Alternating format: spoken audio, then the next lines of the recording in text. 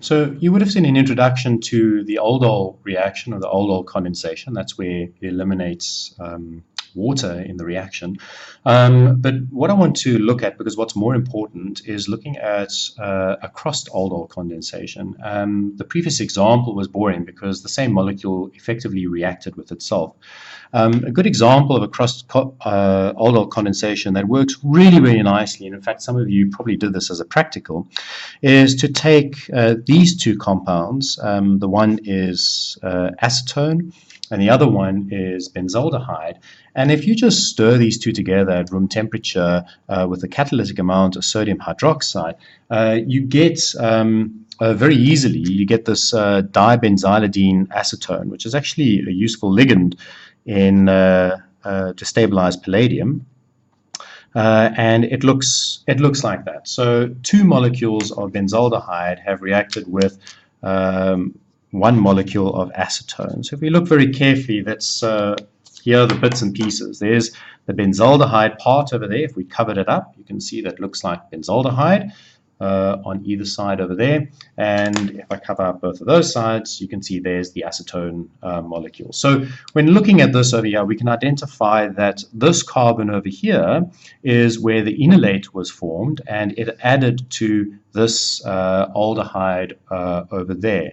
And that's really important when you look at reactions like this to actually figure out what happened, is to consider where is the enolizable part of the molecule. So for instance, benzaldehyde has no enolizable proton. So what's nice about this is, as an electrophile, that's all it can do. The acetone itself as a ketone could act as an electrophile, but it actually doesn't. So let's just look at one side of this reaction. We can do this mechanism. You can just speed it up if you want to watch it a lot faster. So we're going to deprotonate.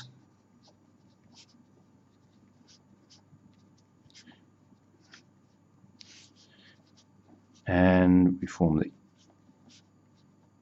the enolate. Enolate then reacts with the benzaldehyde.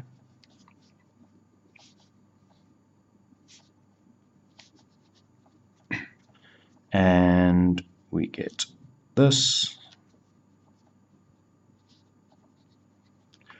which has a proton transfer from the water, whatever the solvent is as well, can also give that, so that we can get the OH. And then rather quickly, I won't show the mechanism because I did it in another video, E1CB mechanism puts on and delivers our double bond over there, E1CB mechanism. Okay, so this is a very simple mechanism that I've drawn, and obviously the same thing can happen on the other side, and you should be able to draw that.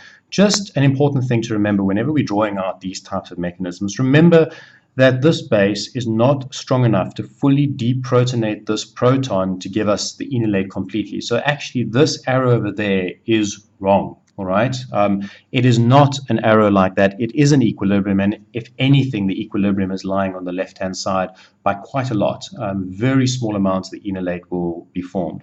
Once the enolate is formed, it is very reactive, and aldehydes are fantastic electrophiles. And so in the presence of an aldehyde, this is going to react very, very easily and add to this point over there. And now, although this is technically in equilibrium and it can go back, it's not likely to go back by much. Far more it's going to prefer to go forward. The protonation step is pretty much a 50-50 based on the water that is formed, because you've got an O minus and the hydroxide's an O minus. So the protonation is going to form in a 50-50 manner, and you can consider that is also an equilibrium. And once the elimination has happened, this E1CB, for all intents and purposes, it's just going to go forward like that. And the reason for that is, to go backwards, we would have to have an OH minus coming in and doing a conjugate addition.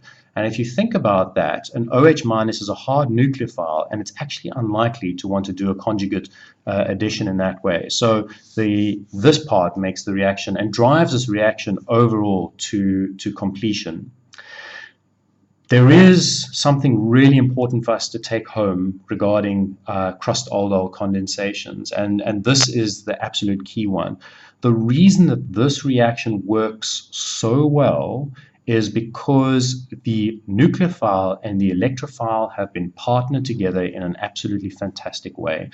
The ketones are not as electrophilic as aldehyde. So in other words, when the enolate is formed over there, and the enolate is now looking for a reactive partner to couple to, yes, it could react with the ketone over there, but it's not likely to do that because in the presence of the aldehyde, which is much more reactive, it's going to prefer to do that. And that really is an important concept to actually take home.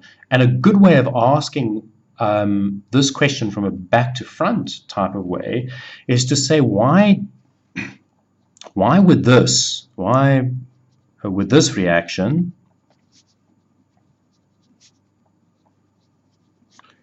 not work? Not this reaction above, but the one I'm going to show you, and it's this one here. I'm going to just make it abundantly clear. This is benzophenone, and I'm going to add acetaldehyde over there. I'm going to say I'm going to treat it with hydroxide, and what I want is this. I want to form this product over there. So what I'm saying is I've got no alpha protons over there. I want to deprotonate there to form my enolate, and I want that to react with this ketone as the electrophile, and then do a condensation, so loss of water as well, to form this product here. And the important thing here is to realize, so simplistically, yes, we could look at this and say, oh yeah, that's fine, I can draw a mechanism for it. However, this reaction can't work, and the reason for it is that when the enolate forms of this, that's the only thing that can form an enolate in this reaction, of this aldehyde, the aldehyde that's left behind is the most reactive electrophile. So the enolate is going to react with the aldehyde starting material, and so it will never go for this one over here because it's not as reactive. It's a ketone. It's actually really sterically hindered in this case over here, and so it will just not react with that. And so this would be a bad plan in terms of a cross condensation. So that is one of the key things that you need to look out for in terms of aldol condensations, is can it work? Have we got the correct nucleophile matched with the correct electrophile, and will it move forward? And all the work that we're going to cover on aldol type reactions and reactions on acylations are all based on that theory. We're going to be looking at all your different enolate equivalents.